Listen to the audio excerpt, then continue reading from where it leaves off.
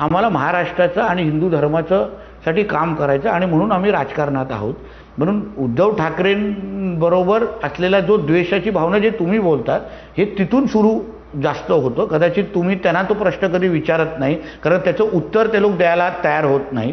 कारण का जे दिघे साहेबांच्या मृत्यू संदर्भात विचारलेला जो मला प्रश्न होता त्यानंतर मी जे काही उत्तर दिलं, मी काही सत्य घटना सांगितल्या गणेशजी, ज्याचा उल्लेख आदरणीय राणेसाहेबांनी असंख्य वेळी केलेला आहे, आदरणीय राजसाहेबांनी केलेलं आहे आणि आता एकनाथ शिंदे साहेबांनी तर चित्रपटामध्ये दाखवलेलं आहे की शिवसेना सोडल्यानंतर त्यांना कुठल्या पद्धतीने त्यांच्या विरुद्ध सुपाऱ्या दिल्या गेल्या मारून टाकण्याच्या.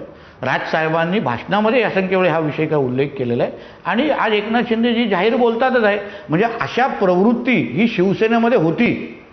मग आनंद दिघेजींच्या शेवटच्या काही तासात किंवा दिवसात नेमकं काय घडलं ह्याची कुठेतरी सत्यता बाहेर आली पाहिजे. राणेसाहेबांनी सांगितलं की बाबा ते काय त्याच्यात जास्त खोलायची गरज नाही. तुमचं सरकार आहे, तुमची 10 वर्षांना तुम्ही सत्तेत आहात, कधी येणार, कसं येणार? आता त्याच्याबद्दलची आता एकनाथ शिंदे साहेब त्याबद्दल जशी भूमिका मांडतील त्या गोष्टीला आपण समर्थन असेल, पण जो संशय निर्माण केला गेलेला आहे, जो राजसाहेबांबरोबर झाला, जो राणेसाहेबांबरोबर झालं, जे एकनाथ शिंदे जैनबरोबर झालं, तेच आनंद दिघेंबरोबर झालं नव्हतं का किंवा झालं होतं का रायदर?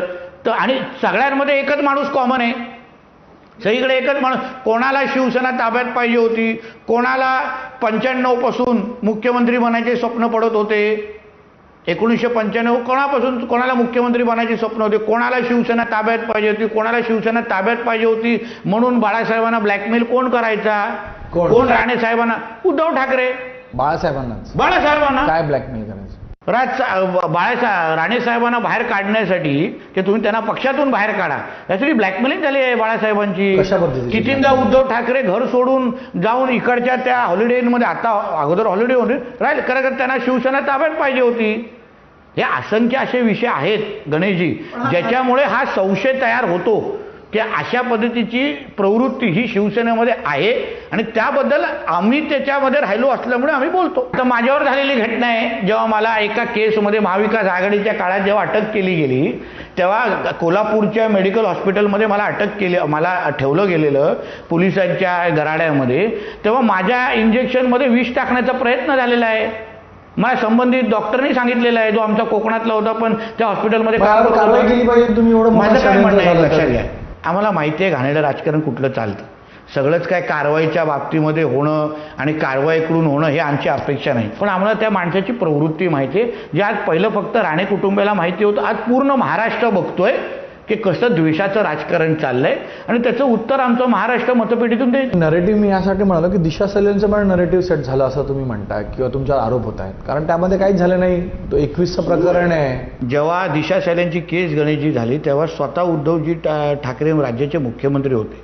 72 दिवसाच्या नंतर त्यांनी सीबीआयला परवानगी दिली. 72 दिवस 72 दिवसापर्यंत उद्धवजी स्वतः मुख्यमंत्री, त्यांच्या स्वतःच्या मुलावर आरोपच समजा, पण आरोप आणि सगळी यंत्रणा उद्धवजींच्या हातात.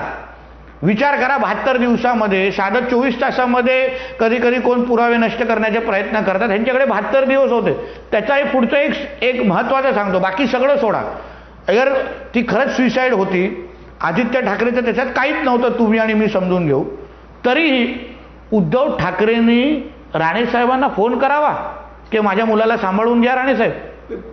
माझं म्हणणं आहे तुमच्या मुलाचं त्याच्यात काहीच नाही आहे ना, नाहीच आहे काय, त्याच्यात तो तिथे नव्हताच, त्या मर्डरमध्ये त्याचा सहभागच नाही.